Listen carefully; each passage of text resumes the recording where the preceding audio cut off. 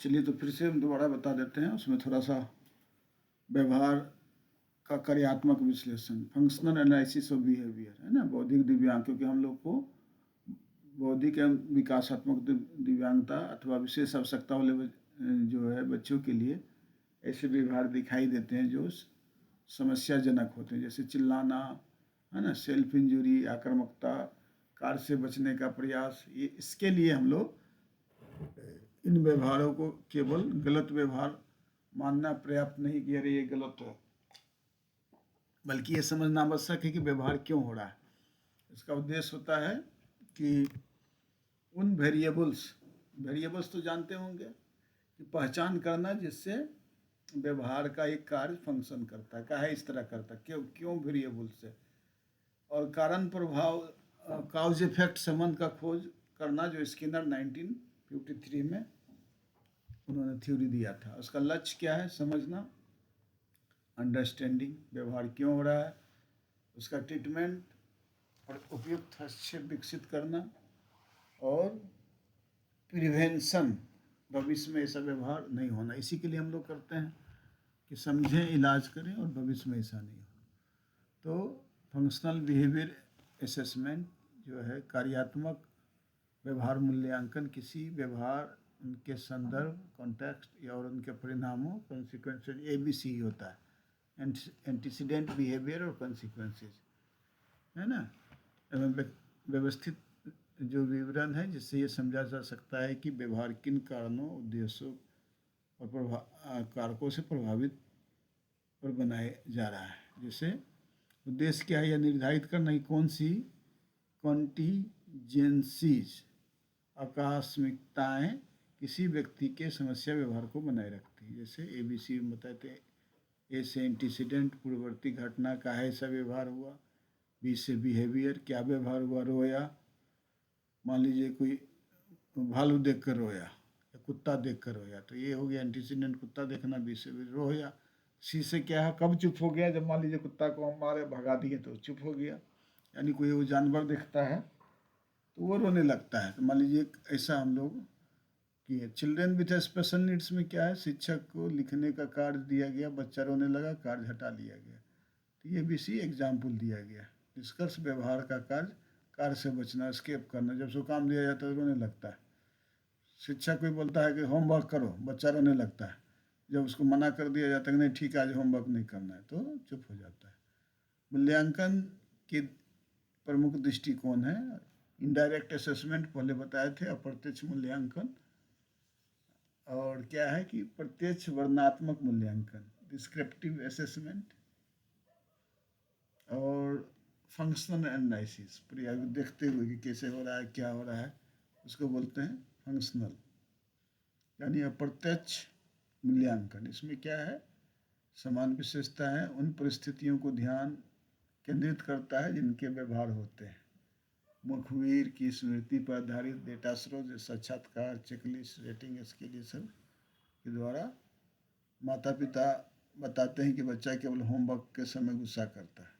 उसका ताकत क्या है, स्ट्रेंथ, बच्चे के लिए कोई जोखिम नहीं है, सरल एवं कम समय में पूरा संरचित जानकारी प्राप्त होती है, प्रारंभिक मूल्यांकन हेतु उपयोगी। सीमाएं क्या है, अत्यधिक व्यक्तिपरक, सब्जेक्टिव है, विश्वसनीयता कम है, उपचार योजना बनाने के लिए पर्याप्त नहीं है।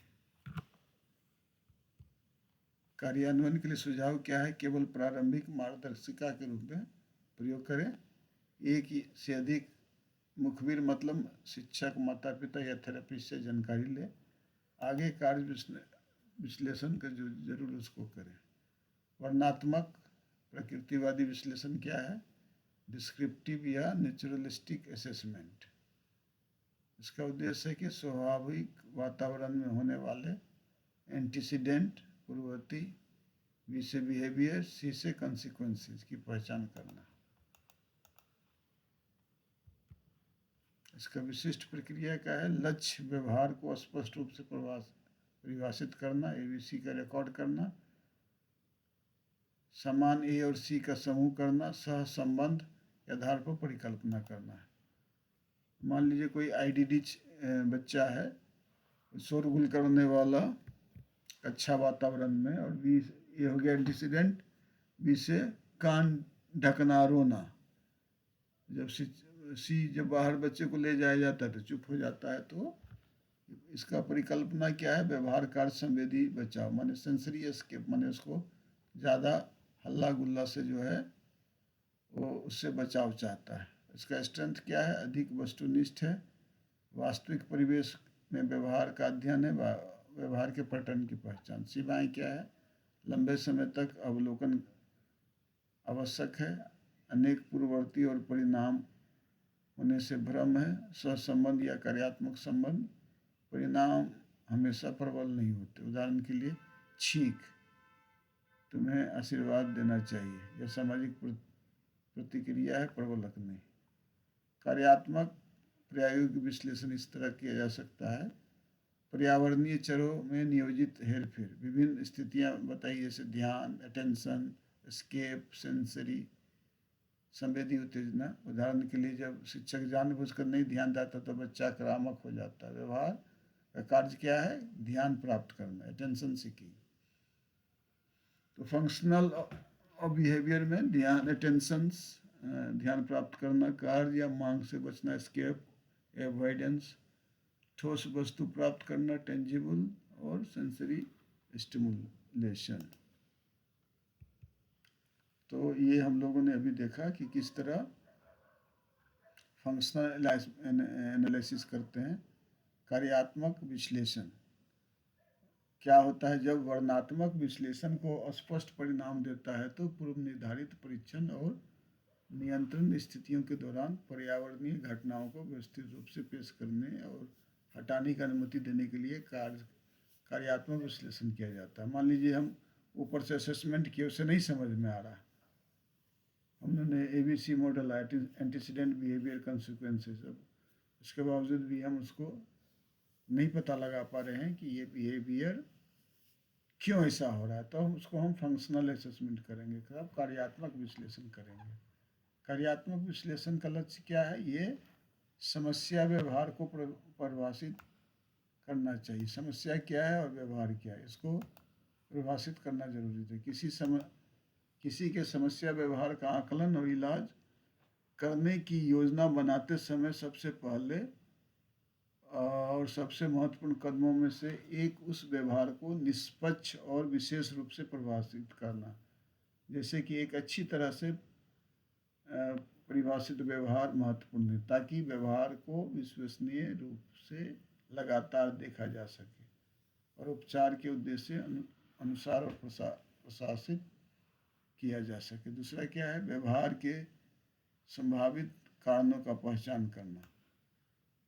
व्यवहार का संभावित कारण क्या है, इसकी पहचान करना। कारणों की समान श्रेणियों में शामिल है सकारात्मक सुदृढ़ या घटनाएं, वस्तुएं या संवेदी उत्तेजनाएं। जब वो तुरंत किसी व्यवहार का अनुसरण करते हैं तो व्यवहार की दर में वृद्धि होती है। जैसे स्वचालित सुदृढ़ीकरण शामिल है जो उन अवसरों को संदर्भित करता है जो व्यवहार हो सकता है। जैसे व्यवहार के माध्यम से दिए गए परिणामों को बनाए रखा जा सकता है। दूसरा क्या है? नकारात्मक सुदृढ़ीकरण या उत्तेजनाएं, घटनाएं। उदाहरण के लिए मांग, कार्य, आंतरिक उत्तेजना, ध्यान, जो व्यवहार के तुरंत बाद हटा लिए जाने पर इनकी दर में वृद्धि होती है। जैसे फंक्शनल मैट्रिक्स संभावित कारणों या किसी व्यवहार को सुदृढ़ करने के तरीकों को पहचान करने के लिए उपयोगी उपकरण है। तीसरा क्या है? भविष्यवाणी करना चाहिए। क्या भविष्यवाणी करना चाहिए कि समस्या व्यवहार कब घटित होगा। जब हम एनालिसिस करेंगे तो हमको पता चलेगा कि कब पुनः ऐसा व्यवहार घटित होने वाला है। यानी कार्यात्मक विश्लेषण से एकत्र की गई जानकारी उन परिस्थितियों की भविष्यवाणी करने की अनुमति दे सकती है जिनके तहत समस्या व्यवहार होने की संभावना है, और समस्या व्यवहार की संभावना कम करने के लिए उन्हें किस तरह बदल दिया जाता है। मान लीजिए रो रहा है, अगर बिस्कुट दिए तो रोना बंद कर दिया, तो हमको ये पता करना है कि वो बिस्कुट के लिए रोता है, जब भूख लगता है तो वो रोता है और इस बिस्कुट देने से चुप हो जाता है। प्रभावी उपचार कार्यक्रम और डिजाइन करना, ये क्या है? प्रभावी उपचार उसका हम बार बार ऐसा करता है तो हम उसको उपचार करना है, तो ट्रीटमेंट करना है, उसका थेरेपी से करना है। तो प्रभावी उपचार के चयन के लिए समस्या व्यवहार के संभावित कारण चर पर विचार करना महत्वपूर्ण है। उपचार कार्यात्मक परिकल्पना या समस्या व्यवहार के कारण आधार पर अलग अलग होगा। यदि कोई यह निर्दिष्ट कर सकता है कि प्रक्रिया के किन पहलुओं के कारण अधिक समस्याग्रस्त व्यवहार हुआ, तो उस प्रक्रिया को बदलने में सक्षम होना चाहिए ताकि समस्याग्रस्त व्यवहार में कमी लाई जा सके। सामान्य विशेषता क्या है, इसको हम लोग देखते हैं।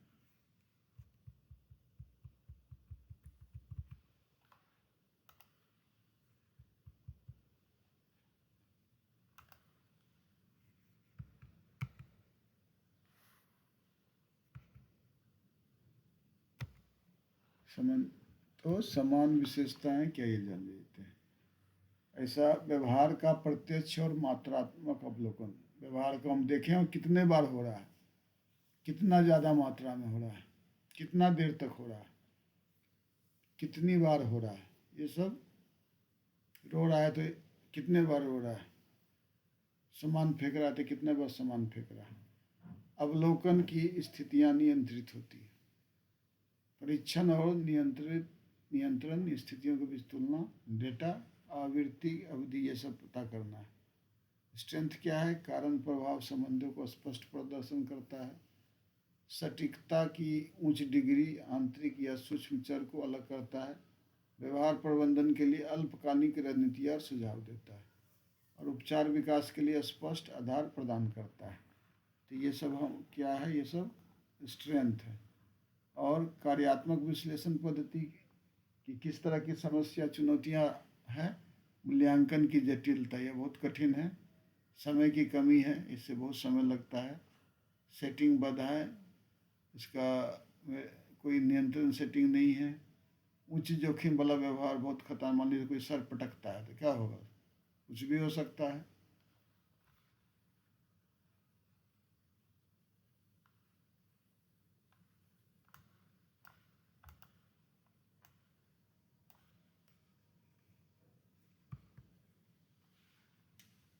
कार्रवाई में कार्यात्मक विश्लेषण, इसमें क्या है कि किसी स्थितियां जिनमें समस्या व्यवहार के स्तर को मापा और तुलना किया जा सकता, उसमें शामिल है ध्यान की स्थिति, जिसमें प्रत्येक समस्या व्यवहार के बाद फटकार लगाई जाती है। उदाहरण के लिए, ऐसा मत करो। दूसरा बी है मूर्त स्थिति, जिसमें प्रत्येक समस्या का व्यवहार कर बच्चों को एक पसंदीदा वस्तु जैसे खिलौना, भोजन जो पहुंच से बाहर है, दी जाती है। तीसरा है मांग की स्थिति, जिसमें एक कार्य प्रस्तुत किया जाता है और समस्या व्यवहार उदाहरण के बाद थोड़े समय के लिए हटा लिया जाता है। चौथा है खेल की स्थिति, जिसमें खिलौने उपलब्ध कराए जाते हैं, चिकित्सक बच्चे के साथ सकारात्मक बातचीत करता है और समस्याग्रस्त व्यवहार के किसी भी उदाहरण को नजरअंदाज किया जाता है। और चौथा है अकेले की स्थिति में, जिसमें बच्चे को थेरेपी रूम में अकेले रखा जाता है और कोई खिलौना उपलब्ध नहीं होता। अकेले खेल स्थिति को उपयोग आमतौर पर अन्य स्थिति यानी मार्ग, मूर्त, ध्यान के साथ नियंत्रण या तुलना स्थिति में रूप में दिया जाता है। इसमें क्या होता है, इन स्थितियों को प्रयोगशाला स्थिति या एनालॉग के रूप में, एनालॉग क्या होता है, ये हुआ, ये नहीं हुआ तो ये हुआ। एनालॉग अब जानते हैं कंप्यूटर में, उस स्थिति में आयोजित किया जा सकता है जहाँ बच्चे समस्या व्यवहार स्वाभाविक रूप से होते हैं। सबसे सरल मॉडल के रूप में ABC है, एंटीसीडेंट, बिहेवियर, कॉन्सिक्वेंसेस। ऐसे हो गया व्यवहार, है ना, व्यवहार से ठीक होने से पहले क्या होता है, ये हो गया एंटीसीडेंट।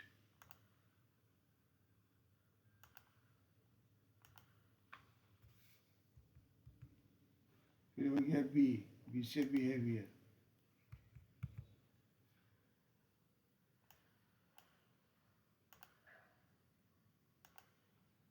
और फिर हो गया सी से कंसिक्वेंसेज।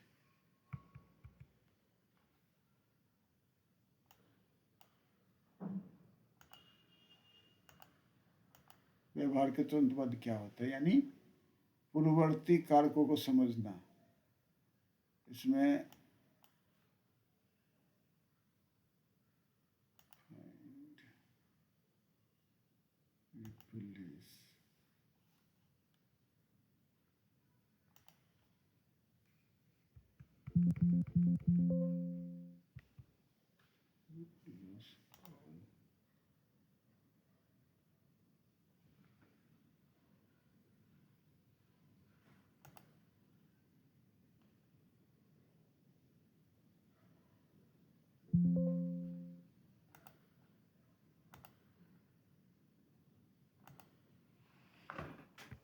तो हम लोगों ने देखा कि किस तरह जो है ABCD पूर्ववर्ती, दौरान और बाद में किस तरह जो है समस्या व्यवहार को आमतौर पर कब घटित होगा, पूर्ववर्ती में क्या दिन का कोई विशेष समय होता है, घटित होता है, समस्याग्रस्त व्यवहार किसके साथ होता है, समस्या व्यवहार कहाँ घटित होता है, समस्या व्यवहार क्यों उत्पन्न होता है, सब एंटीसीडेंट है। बी होता है व्यवहार, समस्या व्यवहार कितनी बार होता है, समस्या व्यवहार कितने समय तक होता है, और सी कंसिक्वेंसेज, विशिष्ट समस्या व्यवहार को रोकने के लिए वातावरण में मौजूद लोग वास्तव में क्या करते हैं, समस्याग्रस्त व्यवहार बच्चे या अन्य लोग पर क्या प्रभाव पड़ता है, समस्याग्रस्त व्यवहार अपनाने से बच्चे को क्या लाभ हुआ। ये सारा का सारा हम लोग functional analysis ABC antecedent, behaviour, consequences के बारे में हम लोगों ने जाना। यहाँ पर हम 5.3 को हम लोगों ने जाना। ये बड़ा थोड़ा सा डिफ़िकल्ट है, इजी नहीं है, इसलिए हमने कोशिश किया था आपको थोड़ा बेहतर तरीके से इसको समझाएं। हम थोड़ा सा ब्रेक लेते हैं, फिर हम लोग 5.4 में जानेंगे उसको।